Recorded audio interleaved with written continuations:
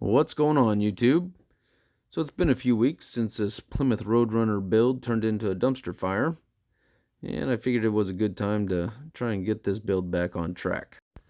If you recall from the previous video, I was working on this car and another Plymouth Roadrunner, attempting to get them all fixed up for the Sub 4RA Nascar YouTube Cup. This is what the car looked like when I started, which, pretty nice looking car. Unfortunately, this is what it looked like when I was finished. This build went sideways when I unintentionally glued the rear wheels together, and I didn't have any replacement wheels on hand, so the build came to a screeching halt. I started searching around my collection for some wheels that would fit, and I eventually came across this Chevy Nomad that just so happened to have the wheels I was looking for. The wheels ended up being the right size and just about had the right width. Just when I thought this build was getting back on track, it all fell apart again. The plan for this car was not to use any water slide decals and just to use some nylon stickers, remove the stickers once the car was painted, and then I would have all the details I needed for the car. Well, I did that, and I let the paint dry a little bit too much, and when I removed the nylon stickers, it removed the paint with it. I decided to cut my losses, and I busted out the citrus strip stripping gel and started all over. Once the paint was removed, I used Rust-Oleum sandable primer to prime the car. Once primed, I used Duplicolor Perfect Match Universal Chrome for a base coat on the car, and it turned out really well.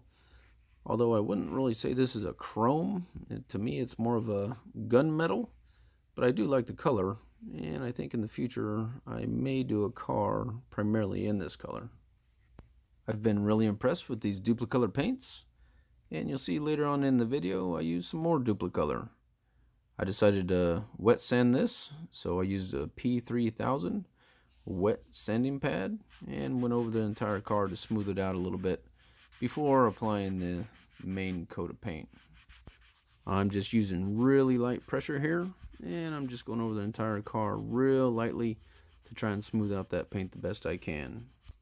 When I wet sand, I typically go in one direction. It's usually front to back or back to front, and I avoid doing circles to prevent having any swirls in the paint. The final coat of paint is going to be somewhat transparent, and I don't want any swirls or any other scratches showing through the paint. Once I'm happy with how it looks, it's time for the final paint job, and for this one I'm using the Duplicolor Metalcast Anodized Blue Coating. I must be in my blue phase, as I think this is the third car in a row that I've painted blue. I promise you I don't paint every car blue. The paint went on really well. It's very important when you use this paint. Your first two coats need to be really light, and your third coat needs to be kind of medium, and it turned out really well. But I wanted to go a little bit darker, so I added another coat of paint and went a little bit heavier, and finally got the color I was looking for. This is the same paint I used on the Firebird build I did a couple weeks ago, except on the Firebird I sprayed it directly onto the metal of the car. And this is the first time I have used this color over the Universal Chrome paint. And I was really happy with the way it turned out. The paint went on really smooth and will probably be a lot more durable since it's not sprayed directly onto the metal of the car.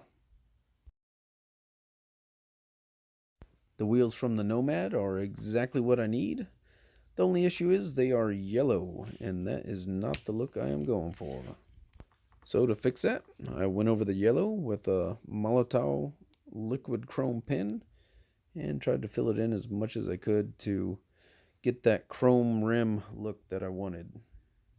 I'm trying to get the cleanest look I can get, so I'm just going over the yellow really lightly with the chrome pen at first, as I don't want to get too much chrome on there and have it get clumped up and just kind of look nasty. I'm trying to get a smooth look and just going over the spots that need it. Once I was done, I thought it turned out pretty well, and I really couldn't tell the difference between these and the wheels that I didn't paint. So I abandoned my original plan for this car, and I picked up some water slide decals from RWNEFF1 on eBay. And of course, I'm going to be using microset and microsol. Before placing the decal on the car, I went over the area where I wanted to put the decal with microset, and then I put the decal on the car.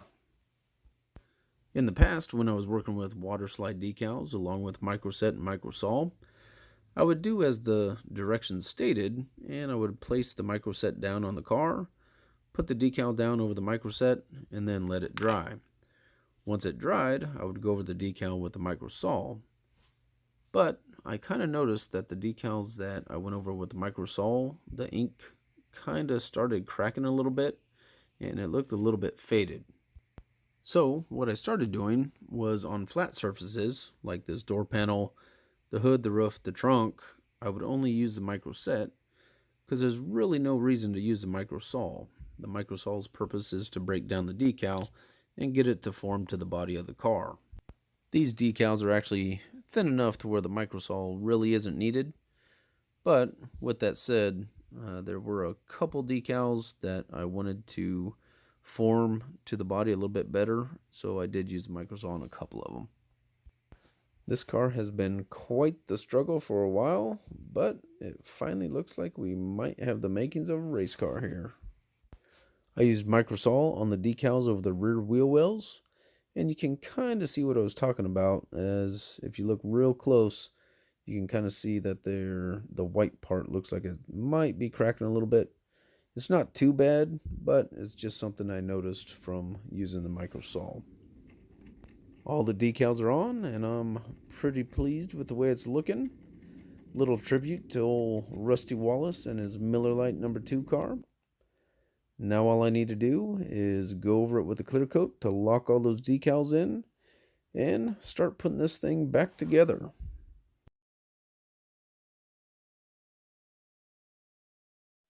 To reassemble the car, I use 256 by 3/16 button head socket cap screws. You can find these on Amazon, and they're fairly inexpensive. You can also find the .050 driver to screw them in with. This car is for the track, so the goal was to make it as fast as I possibly can.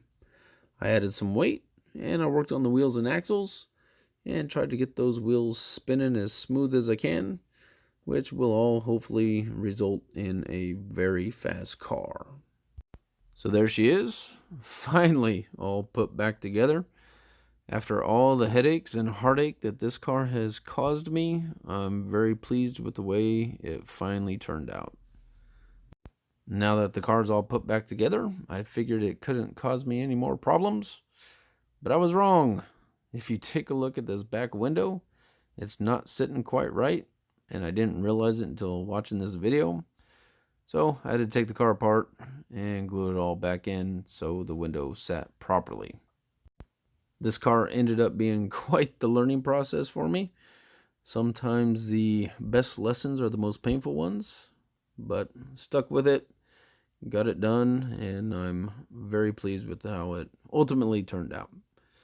But thank you guys for watching, and leave a comment down below with what you think, and we'll see you on the next one.